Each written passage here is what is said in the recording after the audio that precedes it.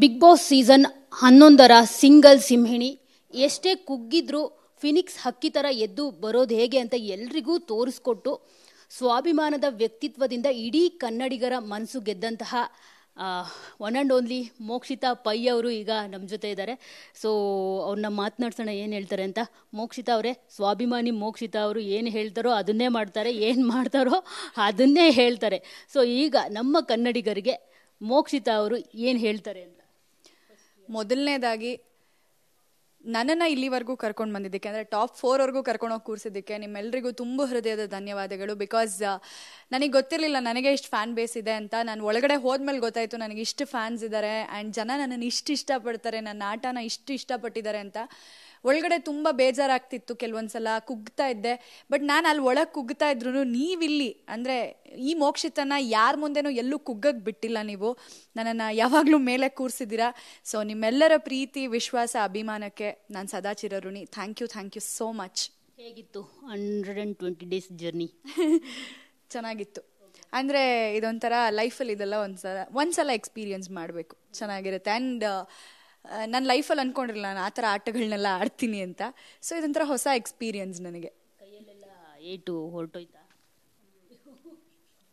Full ನೀವು ನೋಡ್ಬೇಕಿನ್ನ ಬೆನ್ನೆಲ್ಲ full ಗಾಯ ಆಗೋಗಿದೆ.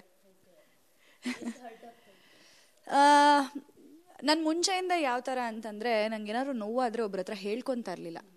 ನನಗೆ ಯಾರಾದರೂ ಬಂದು ಸಮಾಧಾನ ಮಾಡೋದಾಗಿರ್ಬೋದು, ಅಥವಾ ಅಯ್ಯೋ ನೋವಾಗೋಯ್ತಾ ಅಂತ ಪ್ಯಾಂಪರ್ ಮಾಡೋದಾಗಿರ್ಬೋದು, ಇದೆಲ್ಲ ನಂಗೆ ಇಷ್ಟ ಆಗ್ತಾ ಇರಲಿಲ್ಲ. ಮೇ ಬಿ ನಂಗೆ ಅದೇ ಅಲ್ಲಿಗೆ ಹೆಲ್ಪ್ ಆಯಿತು ಅಂತ ಅನಿಸುತ್ತೆ. ನೋವನ್ನ ನಾನು ಯಾರ ಹತ್ರನೂ ಹೇಳ್ಕೊತಾನೂ ಇರಲಿಲ್ಲ, ತೋರಿಸ್ಕೊತಾನೂ ಇರಲಿಲ್ಲ. ನೋವಾದ್ರೂ ಬಿಡು ಅಂದ್ಕೊಂಡಿರ್ತಿದ್ದೆ. ಈ ಬಾರಿ ಸ್ಪೆಷಲಿ ಹೇಳಬೇಕು ಅಂತಂದರೆ, ಒಬ್ಬ ಹೆಣ್ಣು ಮಗಳಾಗಿ ನಿಮ್ಮ ಸ್ವಾಭಿಮಾನ ಎಲ್ರಿಗೂ ತುಂಬ ಇಷ್ಟ ಆಯಿತು. ಸೊ ಎಲ್ಲರೂ ಏನು ಅಂದ್ಕೊಂಡಿದ್ರು ಅಂದರೆ, ಒಂದು ಹನುಮಂತು ಅವ್ರು ಗೆಲ್ತಾರೆ, ಅದರ್ವೈಸ್ ಮೋಕ್ಷಿತಾ ಅವ್ರು ಗೆಲ್ತಾರೆ ಅಂತ. ಆದರೆ ಎಲ್ಲೋ ಒಂದು ಕಡೆ ಮೋಕ್ಷಿತಾ ಅವ್ರಿಗೆ ಕಾನ್ಫಿಡೆನ್ಸ್ ಇರಲಿಲ್ಲ. ಈಗ ನೆಕ್ಸ್ಟು ಟಾಪ್ 6 ನಾನೇ ಬರ್ತೀನೇನೋ, ಎದ್ದು ಆಚೆ ಟಾಪ್ 5 ಬರ್ತೀನೇನೋ ಅಂತಲೇ ಅಂದ್ಕೊಂಡಿದ್ರು. ಯಾಕೆ ಈ ಥರ ಮೋಕ್ಷಿತಾ? ಅದ್ರ ಜೊತೆಗೆ ಹೊರಗಡೆ ಬಂದಮೇಲೆ ನಿಮ್ಮ ಬಗ್ಗೆ ಕ್ರಿಯೇಟ್ ಆಗಿರೋ ಒಂದು ಒಳ್ಳೆ ಒಪಿನಿಯನ್ನು ಮತ್ತು ಕ್ರೇಜ್ ಇದೆಯಲ್ಲ, ಸೊ ಅದನ್ನ ನೋಡಿದಾಗ ಈ ಥರ ನಾನು ಯಾಕೆ ಕುಗ್ದೆ ಅಂತ ಅನ್ನಿಸ್ತಾ. ನಿಜವಾಗ್ಲೂ ಈ ಮಾತು ಅನ್ನಿಸ್ತು ನನಗೆ. ಅಲ್ಲಿ ಒಳಗಡೆ ನೀವು ನೋಡಿರ್ಬೋದು, ಅಂದರೆ ಯಾರು ನೆಕ್ಸ್ಟ್ ಯಾರು ಅಂದರೆ ಮೋಕ್ಷಿತಾ ಅನ್ನೋ ಹೆಸರೇ ಕೇಳಿ ಬರ್ತಿತ್ತು. ಟಾಪ್ 6 ಡಿಸರ್ವಿಂಗ್ ಯಾರಿಲ್ಲ ಅಂದರೆ ಮೋಕ್ಷಿತಾ ಅಂತಲೇ ಬರ್ತಿತ್ತು. ಸೊ ಇವರೆಲ್ಲರೂ ಹೇಳೋದನ್ನು ಕೇಳಿಕೊಂಡು ಮೇ ಬಿ ಇರ್ಬೋದೇನೋ ಅಂತ ನಾನು ಅಂದ್ಕೊಂಡಿದ್ದು ಹೌದು. ಬಟ್ ಆಚೆ ಬಂದಮೇಲೆ ಆ ಫ್ಯಾನ್ ಬೇಸ್ನ ನೋಡಿ, ನಾನೇ ಏನಾದರೂ ಇವ್ರಿಗೆ ಬೇಜಾರು ಮಾಡ್ಬಿಟ್ನಾ, ನಾನೇ ನನ್ನಲ್ಲಿ ಇಟ್ಕೊಂಡ್ಬಿಟ್ಟು ನನ್ನ ಫ್ಯಾನ್ಸಿಗೆ ನೋವು ಕೊಟ್ಟು, ಅಂದರೆ ಹರ್ಟ್ ಮಾಡ್ಬಿಟ್ನಾ ಅಂತ ಹೇಳಿ ನನಗೆ ಫೀಲ್ ಆಗಿದ್ದುಂಟು. ಎಷ್ಟು ಇಷ್ಟಪಟ್ಟಿದ್ದಾರೆ ಆಚೆ, ಅದು ಶಾಕಿಂಗ್ ನನಗೆ. ಬಟ್ ಹನುಮಂತು ಬಂದಿದ್ದು ನಂಗೆ ಖುಷಿ ಇದೆ. ಅಟ್ಲೀಸ್ಟ್ ಮೋಕ್ಷಿತಾ ಅವರು ಇಲ್ಲ ನಾನು ಖಂಡಿತ ಇದ್ದೇ ಇರ್ತೀನಿ ಟಾಪ್ 2ವರೆಗೂ ಅಂತ ಹೇಳಬೇಕಾಗಿತ್ತು ಸುದೀಪ್ ಸರ್ ಮುಂದೆ. ಈವನ್ ಸುದೀಪ್ ಸರ್ಗೂ ಅದೇ ಪ್ರಶ್ನೆ ಕೇಳಿದ್ರು ನೀವು. ನಾನು ಏನೇ ಹೇಳಿದ್ರು ಅಲ್ಲಿ ವೋಟಿಂಗ್ಸ್ ಬಂದಿರುತ್ತಲ್ವಾ, ನಾನು ಹೇಳ್ಬೋದು.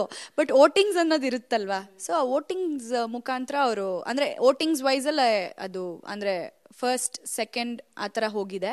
But I am very happy. ಯಾಕೆ ಅಂತಂದರೆ ನಾನು ಟಾಪ್ 4ವರೆಗೂ ಹೋಗಿದ್ದೀನಿ ಆ್ಯಂಡ್ ಒಬ್ಬಳೇ ಹುಡುಗಿ ಅಲ್ಲಿವರೆಗೂ ನಿಂತಿದ್ದೀನಲ್ಲ, ಅದು ನನಗೆ ತುಂಬ ಖುಷಿ ಇದೆ ಆ್ಯಂಡ್ ಹೆಮ್ಮೆ ಇದೆ. ನನ್ನ ಫ್ಯಾನ್ಸ್ ಬಗ್ಗೆ ನಂಗೆ ಹೆಮ್ಮೆ ಇದೆ.